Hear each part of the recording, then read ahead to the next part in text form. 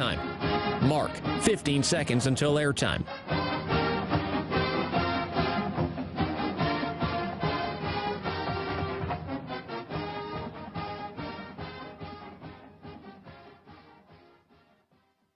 The following is a presentation of Learfield.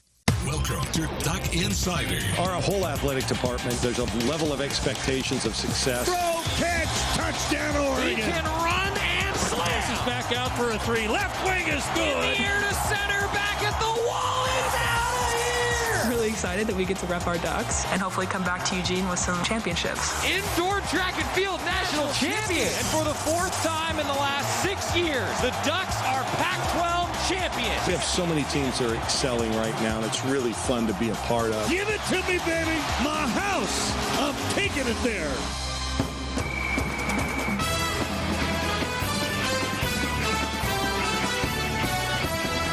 This is Duck Insider on the Oregon Sports Network from Learfield, presented by On Point Community Credit Union. Better banking, local solutions. Live from the Country Financial Studio, here's Joey Mack. A big win for the Ducks, and we're going to start with men's basketball today. How can we not? Oregon getting a win over UCLA, a resume-building win. The Ducks are still in the bracketology somewhere.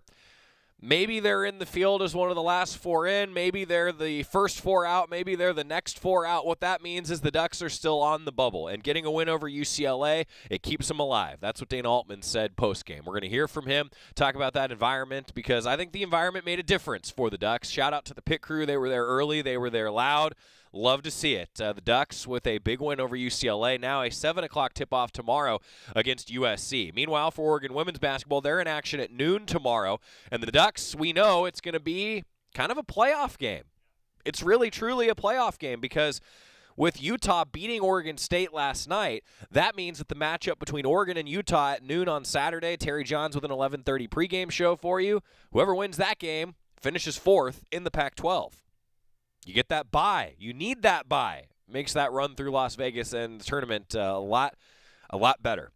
And the Ducks, I think, have a good chance of winning that darn thing. We're going to hear from Dane Altman, Davion Harmon, talk a little more women's basketball coming up, and Oregon baseball. Home opener today. Love to see it. The Ducks in action at a new and improved PK Park, if you will. We'll be talking about it over the course of the broadcast today. Oregon live stream, Oregon Sports Network. Jordan Brenner's already over at PK Park. I'll be joining him. 3:45 pregame show if you're live with us for Duck Insider today in the 1 o'clock hour, and a 4 o'clock first pitch scheduled when the Ducks will take on St. John's, the Red Storm, visiting town out of the Big East. A pretty darn good team out of the Big East traditionally. We'll talk about that over the course of the broadcast. Start of a 4-game series tonight. Looking forward to being back at PK Park. It's a crisp, beautiful day. Perfect afternoon for baseball. I was over at PK Park this morning, and sunshine's out. Music was on. Guys were warming up earlier, and, oh, man, it's baseball season. You love it. Love it for this kind of weather, too. And we do have a fan update for you because – well, it's a rapidly changing environment that we're still living in, and as of Friday, February 25th, that's today, there will no longer be a requirement for fans attending outdoor University of Oregon athletics events to provide either proof of vaccination, That was a great word, Joey. Proof of vaccination or a recent negative COVID test. This is for outdoor events only. Fans attending UO indoor athletic events will still be required to provide a proof of vaccination or a recent negative COVID-19 test. This protocol will continue to be evaluated on a weekly basis in consultation with and with direction from local public health authorities and the University of Oregon Incident Management Team. So the updated safety protocols are on GoDucks.com. That red banner across the top, you'll see it. Face coverings are not required in any Oregon Athletics outdoor venues. The mask mandate for all guests ages 5 and over remains in effect for all indoor spaces in University of Oregon venues, per Oregon Health Authority and the University of Oregon Incident Management Team. The vaccination policy for indoor events, all fans ages 12 and older attending games at the U of O indoor sporting events will need to show proof proof of vaccination, including a CDC-issued vaccination record card or photo of the card. For those 12 and older who cannot provide proof of vaccination, documentation of a negative test taken within 3 days of the event will also be accepted. There's a lot more information on that available on GoDucks.com. And, of course, many of the other policies that have come into effect over the recent years, mobile ticketing, the clear bag policy, concessions, and the Matthew Knight Arena shuttles, that is all still up to date on GoDucks.com for your perusal. But thank you again for supporting University of Oregon Athletics, your patience, your understanding as the university works with local and state health authorities to ensure the safest environment possible for all the home athletic events. But the headline today is that as of today, as we speak on February 25th, there will no longer be a requirement for fans attending outdoor University of Oregon athletic events to provide either proof of vaccination or a recent negative COVID test. This is, again, for outdoor events only, and it begins with that first pitch at PK Park coming up at 4 o'clock. Looking forward to seeing a lot of fans out there, and how about some hooting and hollering and smiling faces? I'm in for that. I'm absolutely in for that. All right, men's basketball last night, pretty good start, and the Ducks led for the majority of the game. There's no doubt about it that when Johnny Juzang went down and then kind of hobbled off the floor after 11 minutes of play in the first half, we didn't see him the rest of the game. That certainly impacted things. It certainly affected the game. I think particularly it impacted UCLA's ability to score, particularly from downtown. 17% from beyond the arc. That's what the Ducks held the Bruins to. Ducks shot 33% from beyond the arc in the game. Won at 68-63. It moves the Ducks to 18 wins on the season as they continue to get toward that 20-win mark for Coach Altman to keep that streak going. He doesn't care about that, but I'm still going to care about that because, well, I like streaks that make our head coach look good. And having 20-win seasons consecutively, we're here for that.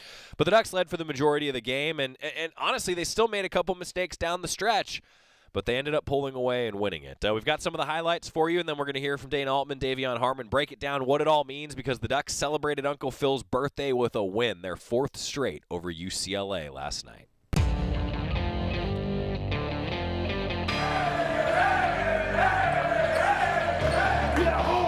Take our business at home and do warm up, and let's get ready to fight, man. Let's do it. It's a big game at Matthew Knight Arena, and it feels like we've been saying that an awful lot over the last few weeks. The UCLA Bruins are in town, and taking a look at the latest bracketology, if you will, while Oregon still squarely on the bubble. Young trying to run the floor. Young in transition lays it in. To Young, bounce pass underneath. Dante to work. Dante scores. Scooped under the basket. Trying to back down Campbell. Now gets to the left block. Passes out to the right corner. 3-ball. Yes! Eric Williams. Jacob Young going up the floor. A lot of contact. Lays it in. Took the contact. Scored. Handoff back to Clark. He runs in. Blocked by Kapnog. Swatted away by Frank the Tank. Bounce pass underneath. Kapnog! Slam! Richardson spins, left elbow, gets into the paint, kicks out Harmon, fires a three, high arcing, hits it! Young dribbles to the left mid post, kicks it, right wing, 3-ball, good from Eric Williams! Young, Dante screens for him, he passes to Harmon, fires a three, yes! Harmon hits! Now Young lobs it, Eric Williams slam! Ducks win! 68-63. Oregon gets it done at Matthew Knight Arena. And the Ducks bouncing at center court with some of the pit crew joining them. Big resume win for the Ducks. A win that they needed.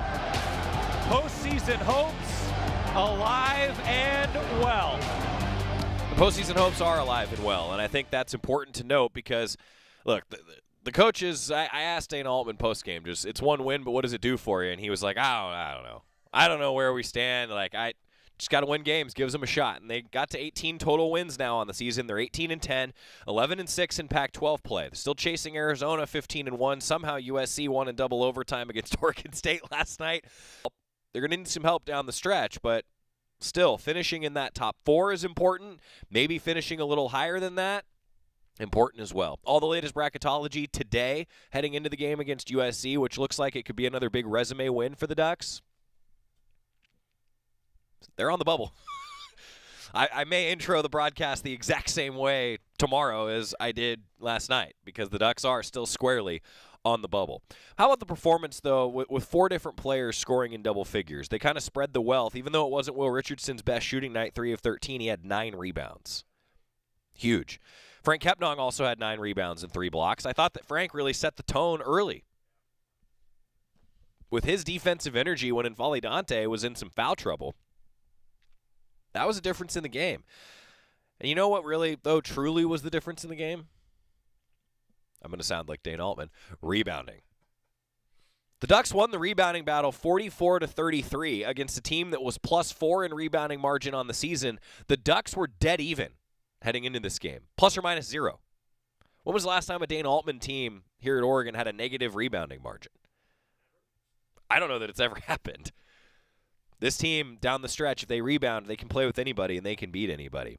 I also thought that Oregon did a pretty nice job shooting the basketball, but at the free throw line. 79% at the free throw line. It was the difference in the game, Dane Altman said. The Ducks were 19 for 24 at the charity stripe. So I highlight those numbers because even though Oregon turned it over 19 times, UCLA won the points off turnover battle 18-8. Ducks won the game. They won the game by winning a couple of key categories. That's what you got to do. And down the stretch against USC, going on the road to the Washington schools, they're going to have to win some of those categories. They played hard. That's what Dane Altman wanted them to do. By the way, celebrating, of course, Uncle Phil's birthday with a win, 4th straight over UCLA, that means something. That means something against a storied program like UCLA. I asked Bill Walton after the game. It was basically the cleaning crew, me, Will Patterson, the communications director for men's basketball, and then Bill was across the way at the TV table, and Bill waved at me, and I said, "So, Bill, we getting in?" And he goes, "Yes." Of course, Bill would say that because I've been told on the broadcast that he had 8 teams from the Pac-12 in the NCAA tournament. Love you, Bill. Always and forever. The Ducks moved from 67-58 in the net after the second win of the season over UCLA. Bruins stayed at 13 after this road loss to the Ducks. BYU has now moved back into the realm where that's considered a quad 1 loss for the Ducks. UC Riverside has moved up a bit. That helps the Ducks' resume. Ducks host USC. They're down to number 26 in the net after that double overtime win at Oregon State. That's coming up on Saturday. That's on the horizon. We're going to hear from Dane Altman when we come back. Baseball first pitch at 4 o'clock. We got a lot more basketball to talk next on the Oregon Sports Network from Learfield. Money isn't interested in the fact that you dream of going to Greece, and it doesn't pace at night wondering how you'll pay for braces 3 times. The point is, money without people is just money. Only people can use it to run the family ranch, buy their first house, or adopt a happy old dog. To us, the powerful thing about money isn't money at all. It's helping you harness the power of yours. On Point. People are the point. Federally insured by NCUA. Equal housing opportunity. As my family continued to grow, I realized I'd have to replace my beloved Jeep with something that has, well, more seats. I'm Jason Hines, Country Financial Rep and father of 7.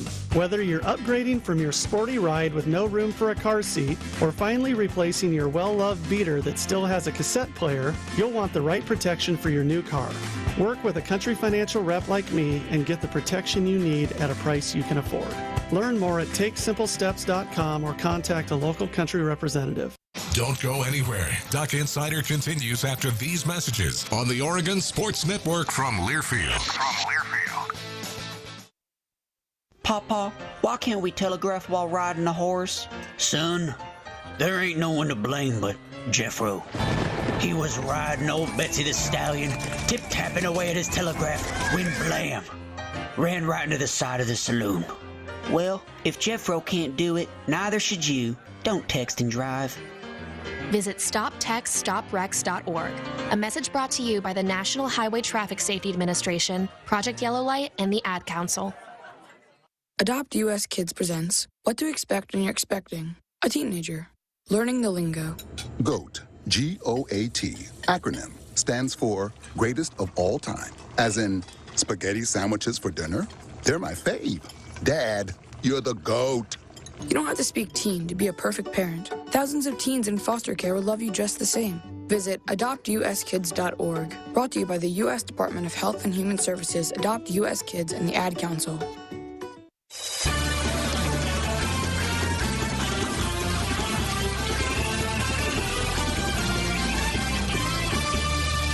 Ducks get the win over UCLA. Get ready for USC. 7 o'clock tip tomorrow on ESPN2 and at Matthew Knight Arena. Also a 6:30 pregame show on the Oregon Sports Network. But why the heck would you be listening to me or watching on ESPN2 when you could be at Matthew Knight Arena for Senior Day? Let's hear what Coach Altman thought after the win over UCLA, huh? Coach, you mentioned earlier this week the importance of the rebounding battle. You said if you had any chance of winning this, you guys need to attack the boards. And obviously you did that tonight, winning it by 11. Just how proud are you of your guys to be able to step up and get on the glass tonight? I thought the effort was really good. You know, Frank really, his effort in the first half, I thought carried us, you know, got the crowd into it, really gave us a lot of energy.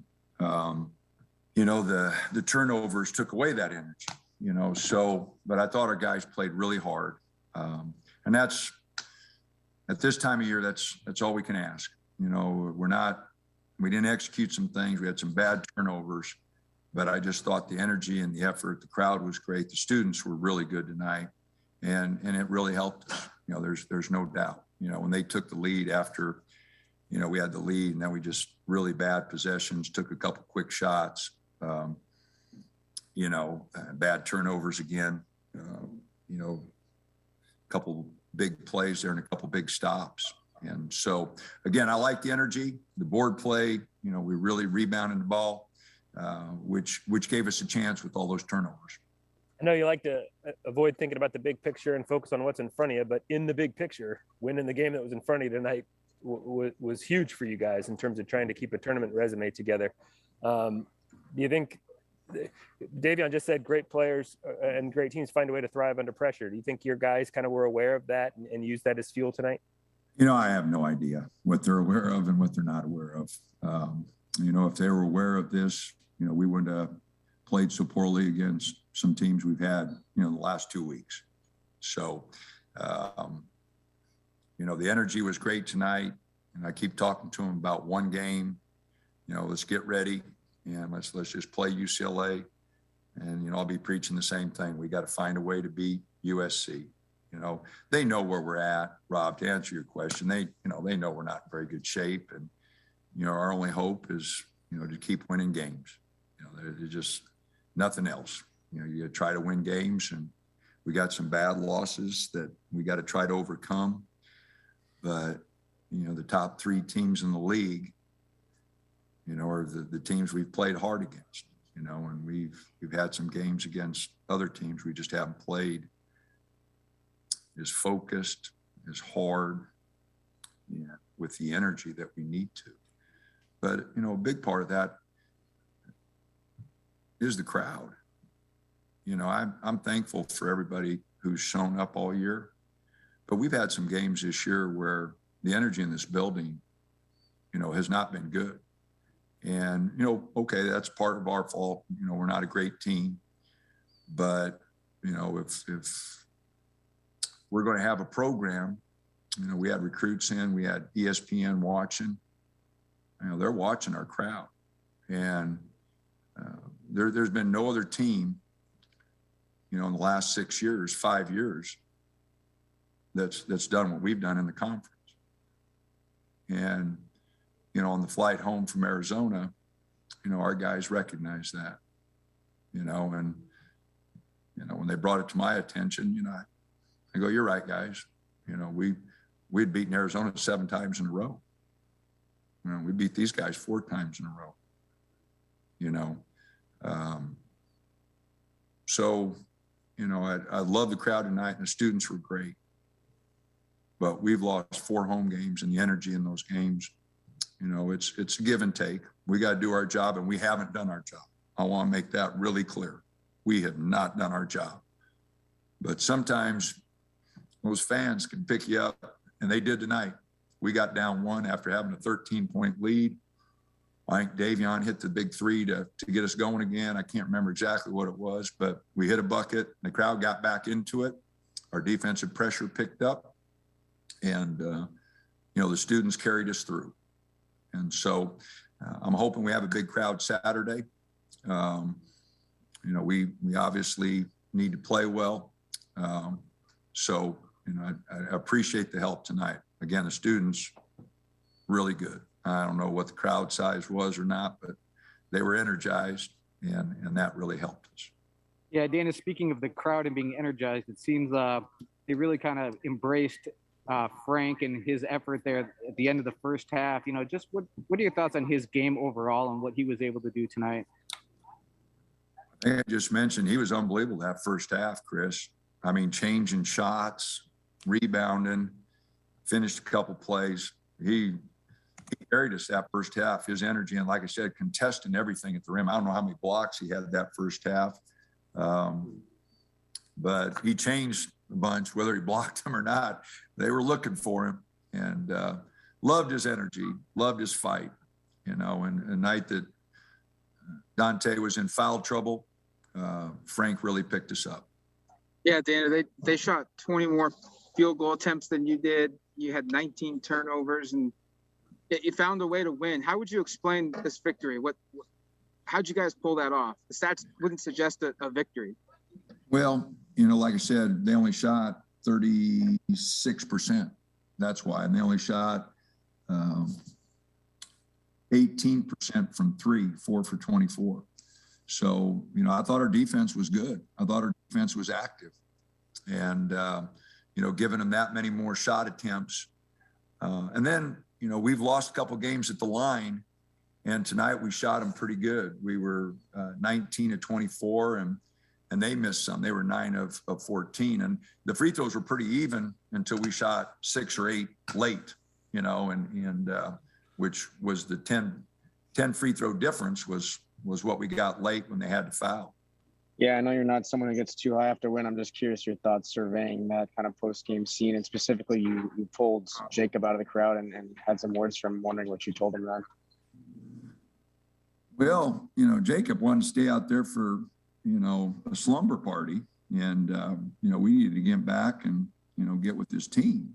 And so, I want the guys to enjoy it a little bit, but I think Jacob would still be out there if we'd have let him, So, but no, it was, like I said, it was great to see the energy. And I'm so thankful for the students. They were a big factor tonight. There's no doubt about it.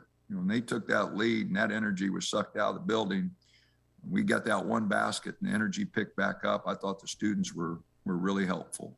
Crowd really did make a difference. I could feel it sitting courtside with the bench. And, it's always so interesting for me because when I take my headset off, it's a whole different, environment for me. Because when I've got my headset on, I'm hearing the microphones that we've got on the baskets. I'm hearing the microphone that's right in front of me. I'm hearing – Jordan was sitting next to me last night doing stats, and I'm hearing all that, right? And then I take my headset off, and it's the only way that I can describe it for everybody is if you've ever had noise canceling headphones and then you take it off on an airplane and you just hear the humming of the airplane. That's what it's like when you kind of have that whoosh, and then it's oh wow, it's loud in here. That's sometimes how I feel it, to be honest with you, and it did make a huge difference. Davion Harmon talked a little bit post-game as well. He actually sat down with the media before Coach Altman did, and I think he was pretty proud of his team's performance. Davion, coming into this game, Dana Altman stressed how important winning the rebounding battle was going to be for you. You guys got them by 11 tonight, and obviously they're the third best rebounding team in the Pac-12. Just how encouraging is that for you guys? You can set your mind out for that and get it done. Man, we needed to out-rebound a team. We've lost the rebounding battle the past 5-6 games in a row. Even if we won, we lost it. So today, other than turnovers, man, we out rebounding by 11, man. That's big time. You look on the sheet. I had 6, Will had 9, Q had 5, Dante had 4, Frank had 9 rebounds, Jacob had 5. You know what I mean? So all of us guards had 5+. And that's what Altman and the coaching staff really emphasize on us is getting in there, coming back and rebounding.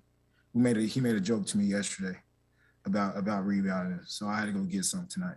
Davion, when they get the lead there at 54-53 with about 5 minutes to go, just what are you thinking? Because clearly you guys took over from that point. You and Will and Jacob and Eric, I mean, the four of you just completely took command of the game at that point.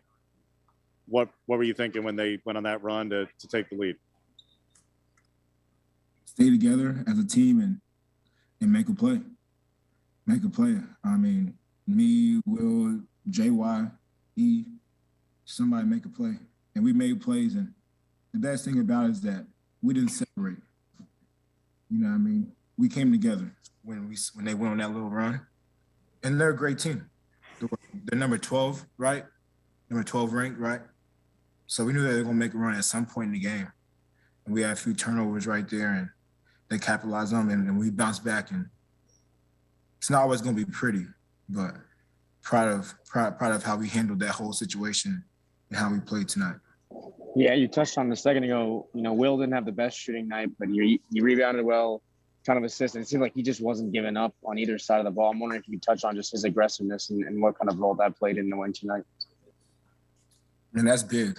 I mean, we all have tough shooting nights. That's life. That's basketball.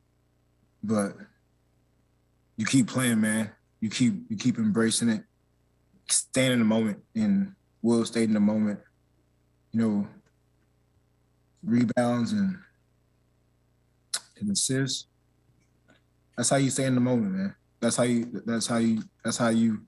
He inserted himself into the game without his shot falling. And that's big. I mean, not everybody, sees that, but people that really know the game see that. And he kept us going. I was able to hit a few shots, JY. We all came through tonight. It was a big team win, man. It was a big team win. Can't single out anyone on our team tonight. It was very big, and we came big. Davion, you guys have played so well this year against the top teams in the league, Arizona, UCLA, USC, and you've also had some struggles against some of the lower teams in the conference standings. How frustrating has that been for you guys? And do you have any reasons on why you guys have had those struggles against some of the lower teams? Man, I don't know. That's a good question because, I mean,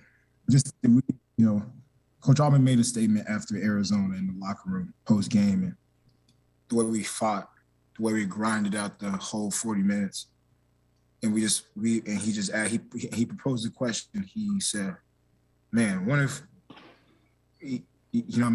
we fought like that and played that hard against other teams?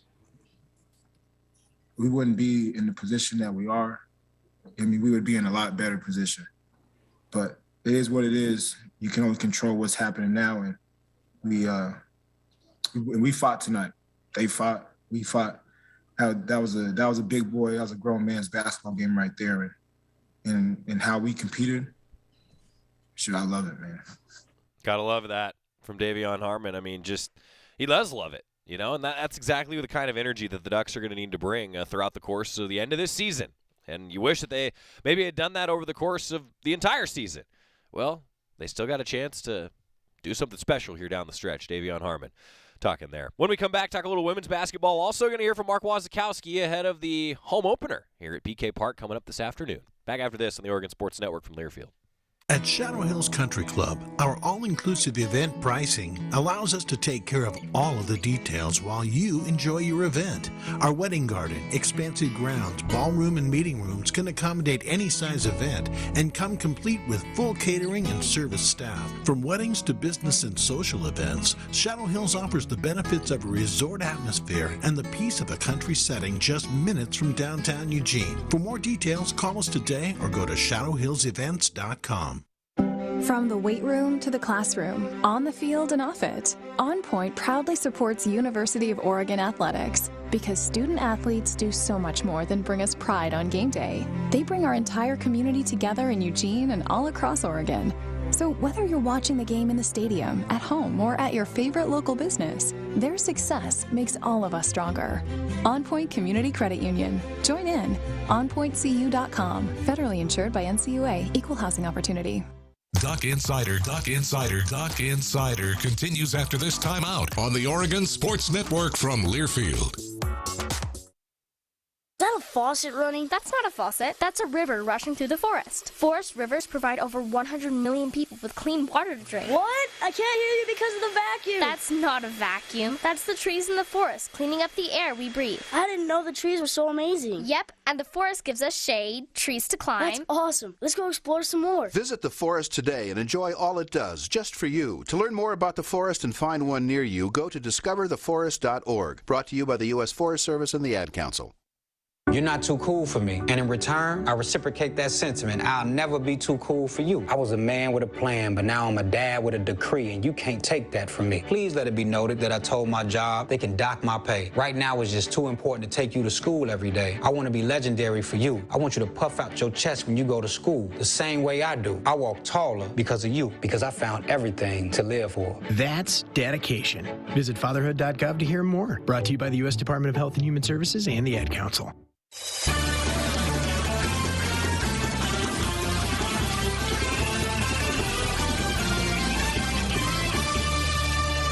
Back in the Country Financial Studio, Duck Insider, presented by On Point Community Credit Union. 4 o'clock this afternoon, a 4-game series against St. John's begins for Oregon baseball at PK Park. That new turf on display, new PK Park logo. And the Ducks are coming off, frankly, what was a disappointing start to the season. And Mark Wasikowski will be the first to tell you that. He talked about the opening weekend, what he expects from his Ducks this weekend, the Oregon baseball head coach with the media this week. Making wholesale changes or something like that is the furthest thing that we need to do, for the simple reason that we didn't see any of that kind of stuff in any of our several weeks of scrimmage games leading up to the season. So why did we see that on opening weekend are questions that we are answering as a staff and we'll be addressing this week through our preparation. And, bottom line is not shying away from the facts, but looking at the facts, whether it's a lack of strikes or lack of quality strikes or lack of consistent contact, lack of consistent scoring, whatever it may be. Those were real things that showed up on game day, and we need to address the whys. I know it was kind of lost in everything that happened on Monday, but what did you think of Brandenburg's debut? It was okay. It was still very underwhelming compared to what he's shown us. Other than probably Christian Schiaffelli's first inning when he went out there and just absolutely filled it up with the intent that we expect to see our pitchers and players have when they're going about their work. Other than the fact that you saw Myers' third, fourth, and fifth innings were absolutely electric and he was unhittable. You didn't really see much else that you could really point to and say from a pitching side, yeah, that's the standard that's been here. That's the standard that we've seen in all of our prep work and scrimmages. And so for that point, we'll look at the positives. But still, we're going to look at all the facts and address the things and the weaknesses that we had, which were many, and we'll get those right for this coming weekend. Do you have a rotation for this weekend, same as last week? Yeah, it'll be the same rotation as last week. Thanks. What are some of those things you see from St. John's for this weekend, Wes? Well, St. John's, and to be honest with you, whether it's St. John's or San Diego or even the following weekend with Santa Barbara or once we get in Pac-12 play, I'm not too sure that it really has much to do with an opponent. I don't know that, for me, it's not so much of somebody just beating you. It's really when you're beating yourself and the reasons for why you're doing that. St. John's, they've got power arms. They've got some guys that are physical, size-wise and stuff like that can hit the ball out of the ballpark. They're going to start a righty and 2 lefties, and then the fourth game's a TBA for them. They've got a power guy out of bullpen that's got a good breaking ball, and he's got a strong arm. And so, they're going to have talent just like anybody else. Our focus isn't really going to be too much on our opponent. It's going to be more upon ourselves and handling the things that we need to handle internally. Coach, I know going 1-3 isn't exactly ideal, but what are some of the positives that you took away from this first opening weekend? Well, one of the positives is the way we finished. The guys... just take it, for example, when you're struggling and then all of a sudden in the middle of the game you're still losing, you're still struggling, you're not playing well, for them to have the character to be able to come back and do what they did at the end of the fourth game was tremendous. That's a huge building block. That's a huge positive. And especially when you look around on the field and you say, all right, well, from the pitching side of it, Adam Myers getting the ball on Friday night. Never pitched in a college Division I baseball game. I've never done that. You can go to the flip side and say, well, Kobe Summers has, and maybe he should have performed better. And I think there's a lot of us that could say, well, I've coached in a lot of Division I games, and I've played in a lot of Division I games, and I didn't coach very well. And so, there's a lot of blame to pass around for sure. But for me, I look at it and I say, well, wow, what are the positives? Well, there were many positives, especially at the end of that last ball game. There was a ton of energy that we had. In order to score 12 runs in an inning, to be able to break records and do that kind of stuff, it's really tremendous in terms of the individual and team efforts that came together there. And so we need to build off of those positives and take those into the work week that we have leading up to St. John's this week. How are you approaching the catcher position? Obviously, Cromwell had that big grand slam, but you still scale in, and guys like Arrows waiting in the wings. Yeah, our catching, we've got good young talent there. We've got good depth there. A lot of that has to do with who is healthy and who's not healthy. Josiah Cromwell didn't play a lot last year, not because he wasn't a really good player, but because he wasn't healthy. You saw this weekend, boy, he had a huge grand slam. He had equally as good of at-bats on other at-bats that he had too, where he blistered a ball into right field for an RBI single, which was great. I think that was in his 5 RBI performance when he was 2 for 2 on the final game of that day. Of the series, I mean. But Joe's a really good player. Anson's a really good player. We saw Bennett Thompson get in there and catch the final out of the victory in the 4th game. He's a really good player from Medford. So a lot of that kind of stuff just depends on who is healthy. And specifically, I didn't think we caught the ball very well this weekend. And so, when we look at, okay, well, where are all the lockdown positions and stuff like that, we expect to see much better out of our guys because they've shown us that. Not because we're hoping, but because they've shown us that in the past. And when you guys see that in the past, and we all see that in the past, we have a standard that we expect to be seen. We didn't meet that standard this weekend, and that lands strictly on my shoulders. What are the 1 or 2 attributes you value the most at the catcher position? I'm sorry? What are the 1 or 2 attributes you value the most at the catcher position? I mean, what are the tie-breaking elements there? Being ahead of the game. Leading the pitching staff. Those would be the first 2. And just really, as the only player on the field that sees the whole field on every play, acting in that manner. To where when you see the entire field and you're the only player on the field that can see each position on the field, well, you should act in that way that says, wow, I've got a pretty good handle on this game. It's going slow. I'm ahead of it. And those are things that I didn't think we did consistently well this past weekend. We did in parts, and when we did it in parts, boy, it was spectacular. There were a couple of times when Jack Scanlon threw, one specific time when he threw a runner out, trying to advance on a ball in the dirt that totally changed the momentum of an inning around. And yet we saw too many times on the converse side of that where we were unable to throw a guy out trying to advance on a ball in the dirt, which led to a bigger inning instead of maybe ending an inning. And so just being ahead of it at the catching position and the leadership aspect are the 2 biggest things for me.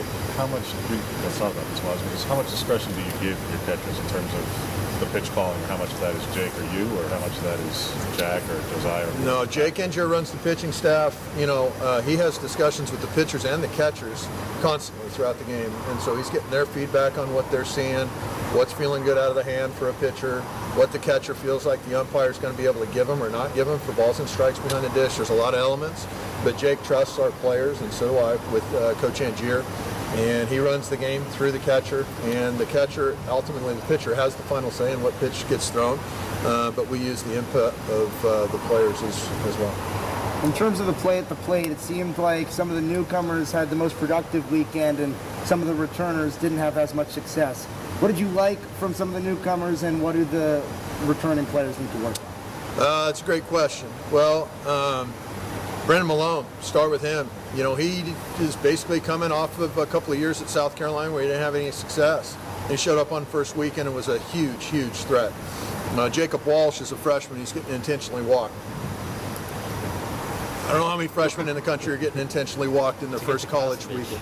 To get to Josh Kasevich, who was second in the team, I think, in RBIs last year. That's tremendous. For Drew Cowley to come up, I felt like he was the single greatest reason why we did what we did on the final game of the series when he specifically stuck an opposite field 2-strike double.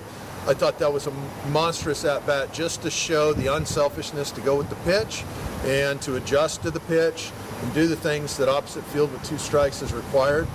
He also hit a big-time home run. He made good plays at third, and he just provided some real stability. I thought that was awesome, and we knew that he was a great player coming in here, and he showed it this weekend.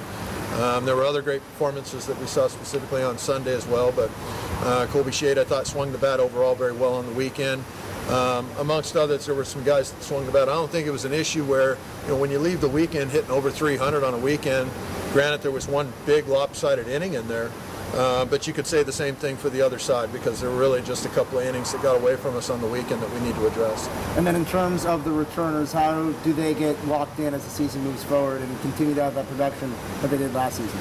You know, you got a bunch of returners that are probably trying a little bit too hard, right? You lost 3 critical offensive pieces from a year ago. That's not, just guessing. That's a fact. And so a lot of these returners are probably saying, boy, I got to do this. I got to do this. I got to do that, instead of saying I get to do this. This is my time. I can relax, and I'm a good player. And so not necessarily about making up new drills and doing a bunch of new stuff, but maybe more or less letting the guys know that we do care about them, we do love them, we do understand that, man, maybe they weren't trying to not have great weekends with the bat for some of them that didn't, and just showing them some understanding as well as being with them during their work this week. How do you try to balance wise, like Nowitzki and Grant are probably batted in the bottom third most all their career.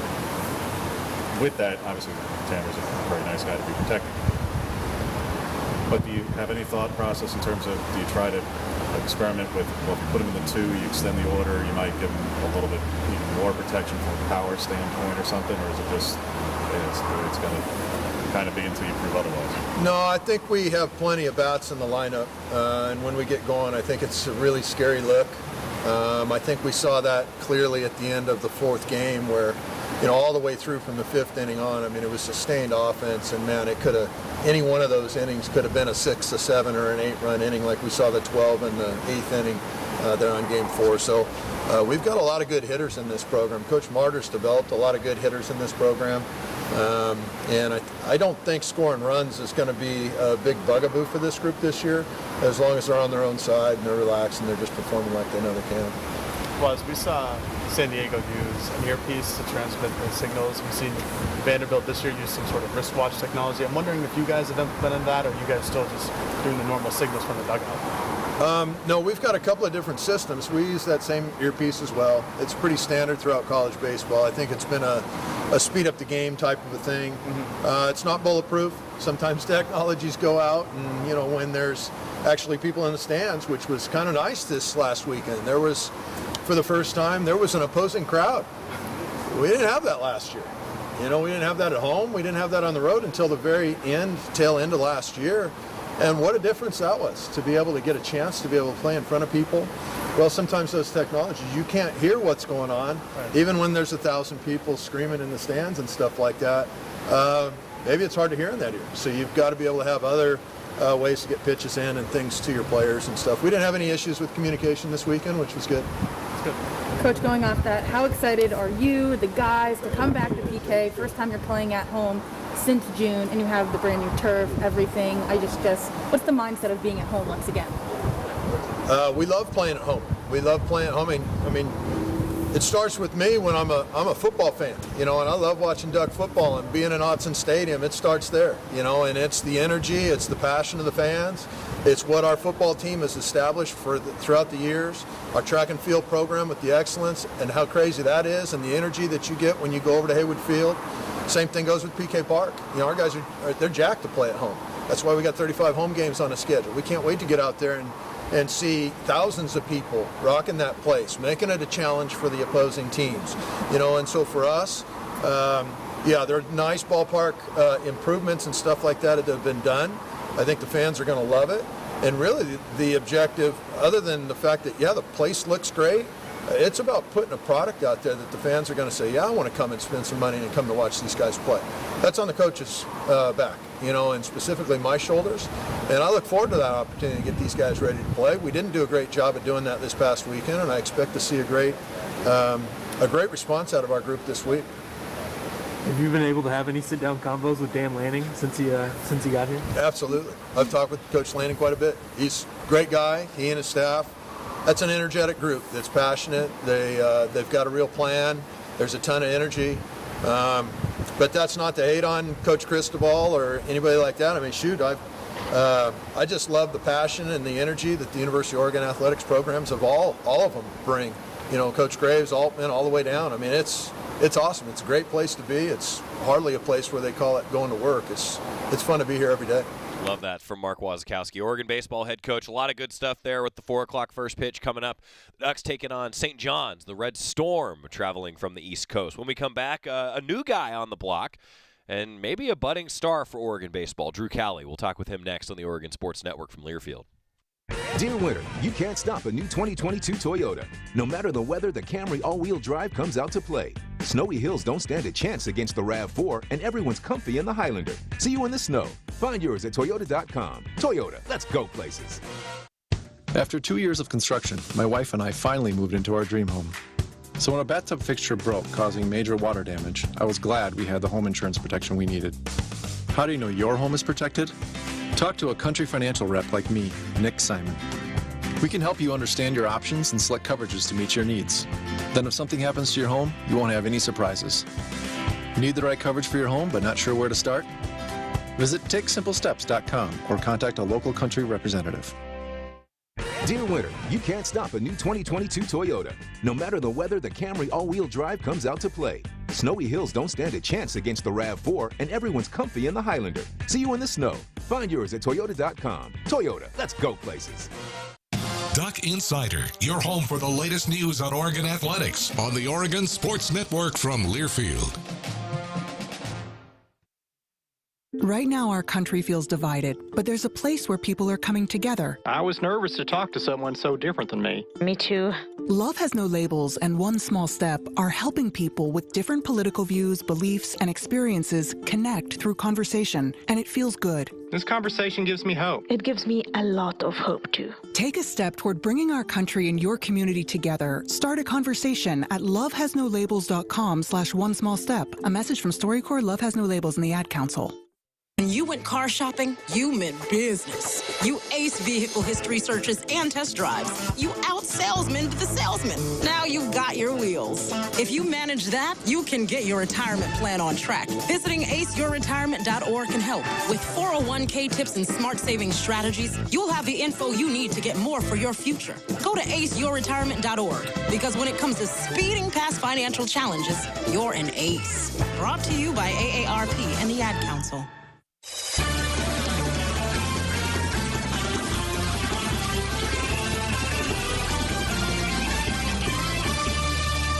Getting ready for Oregon baseball, opening up at PK Park coming up at 4 o'clock. And the Ducks taking on St. John's. They took on a San Diego Toreros team, though, that in a couple games beat them pretty good. Then they had a bit of a heartbreaker in Game 3, and then a huge outburst, a program record for runs in an inning during the 8th inning of the finale in that 4-game set earlier this week. They're 1-3 so far, and the reason they won one of those games, one of the guys anyway, is Drew Cowley. A transfer in for the Ducks. He's a versatile player, can play different spots in the infield.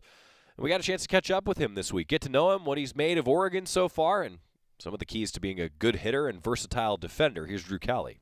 How do you feel like you played? I felt good.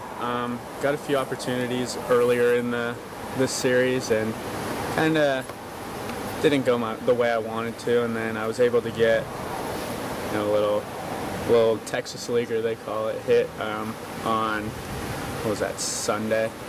That kind of helped my confidence, going into Monday. And I just think our team as a whole, that Monday win was big for us. Moving forward, get our momentum going into this weekend against St. John's.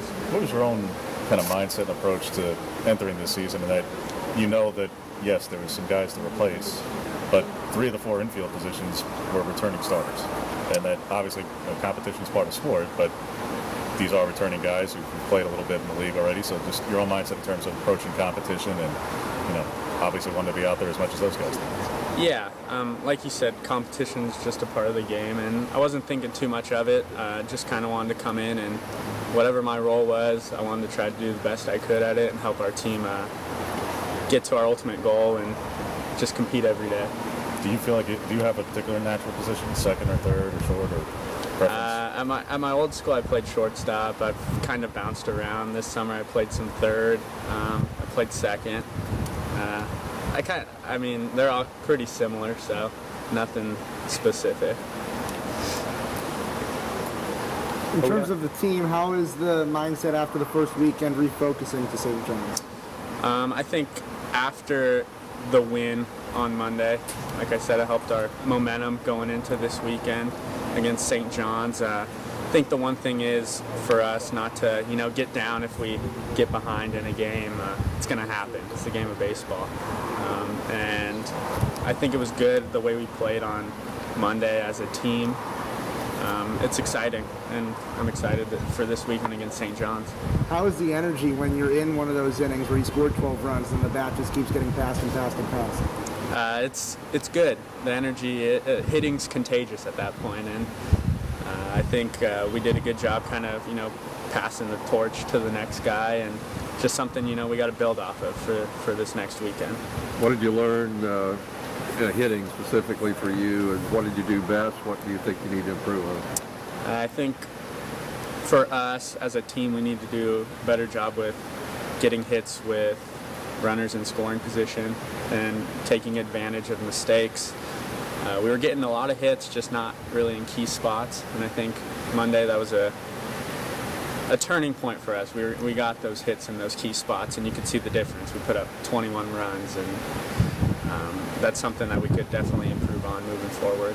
Do you think, again, you don't really only speak for yourself, but do you think some of that was mainly mental and that guys are making too much of runners in scoring position at the moment, or is that where you're not picking up the ball as well from the stretch as opposed to the windup? Or San Diego, they're a good team.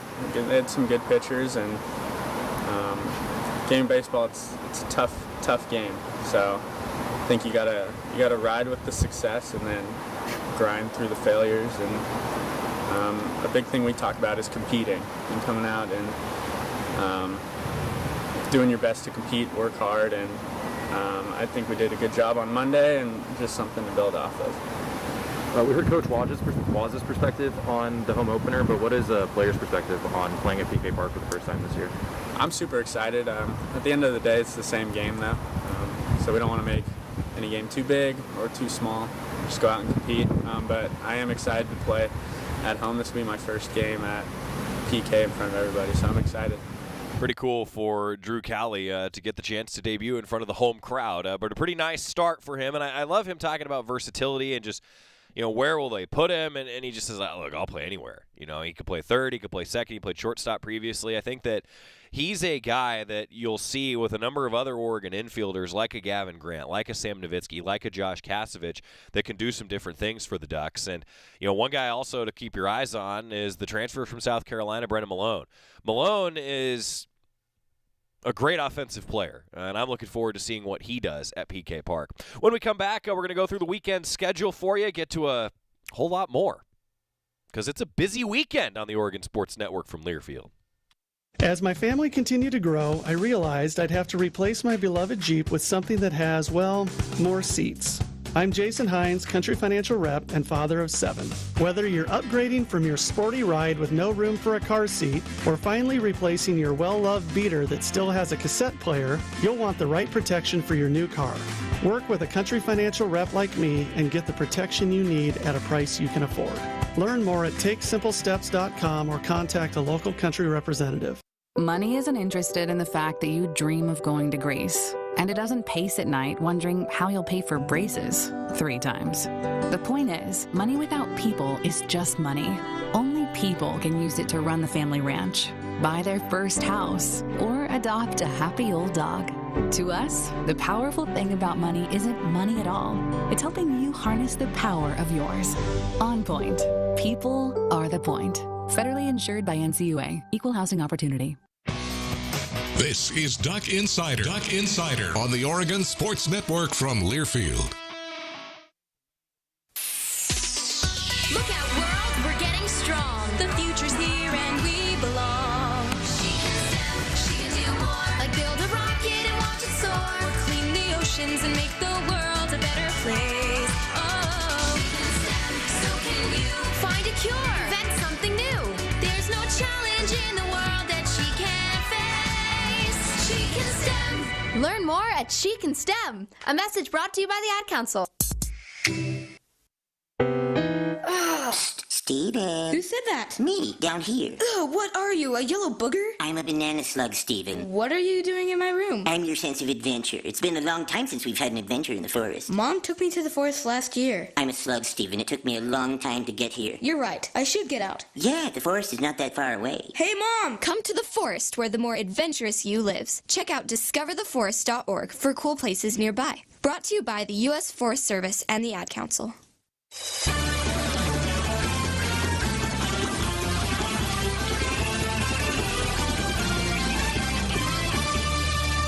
Back on Nug Insider, presented by On Point Community Credit Union. Joey Mack here in the Country Financial Studio. Jordan Brenner already over at PK Park getting ready for Oregon baseball. We've got it on the Oregon live stream. We've got the full weekend on the Oregon live stream. And no Duck Insider, by the way, on Monday because we've got Oregon baseball scheduled for a 2 o'clock first pitch. So instead of tuning into us, you could tune into us at PK Park. Watch baseball. Listen to baseball. I'm excited to be back at PK Park. I think that this is a team that is going to be a little bit hungry, or maybe a lot bit hungry, heading into this weekend after what was a bit of a lackluster start to the season. Mark Wasikowski would be the first to tell you that. Well, the Ducks have a ton going on. Oregon softball is already in action. They lost their opener of the Mary Nutter tournament against Northwestern. More still to come for Oregon softball this weekend. Follow along via social media. Women's tennis and women's beach volleyball also in action along with men's tennis. We've got acrobatics and tumbling getting underway this weekend on Sunday. And men's tennis against Wisconsin at the Student Tennis Center tonight. What am I missing? Track and field. You know, it always happens every year. The Indoor National Championships kind of sneak up on me. And this year they're doing a Pac-12 Invitational. The multi-events are going on right now. Keep up to date via Oregon Track and Field social media. Zach Lawson, the Oregon Communications Director for Track and Field, he'll be keeping track of all of it as well. And the number 3 ranked Oregon women's golf team is out in Florida. Follow along via Golf Stat and on their social media because, hey, look, don't look now. Or maybe do look now. They're the number 3 team in the nation. Casual. Right? I mean, Oregon women's golf, I'm really excited to see what the season looks like for them under Derek Radley. Also, a shout-out to Oregon Lacrosse. They are in action against San Diego State. It will also be an Oregon live stream event. It's a noon start time at Pape Field. So I'm kind of hoping that a lot of fans actually can do the doubleheader on Sunday. Go to Pape Field, make your way over to PK Park at the conclusion of the Oregon Lacrosse game, and you got the doubleheader of Pape and PK. I'm in. I'll take it. Hope everybody joins us over the course of the weekend. And, of course, women's basketball at noon tomorrow, 11:30 pregame show, the battle for 4th place in the Pac-12 standings. And Oregon men's basketball senior night, 7 o'clock on Saturday. I'm Joey Mack. See you next week, everybody. America, your children have an amazing superpower. That's right. They can help save lives by simply washing their hands. Just 20 seconds of thorough hand washing after they've coughed or sneezed or been outside can help fight against the dastardly spread of germs. Armed with only soap and water and hands, your superhero can protect you, your family, and everyone out there in America land. Amazing!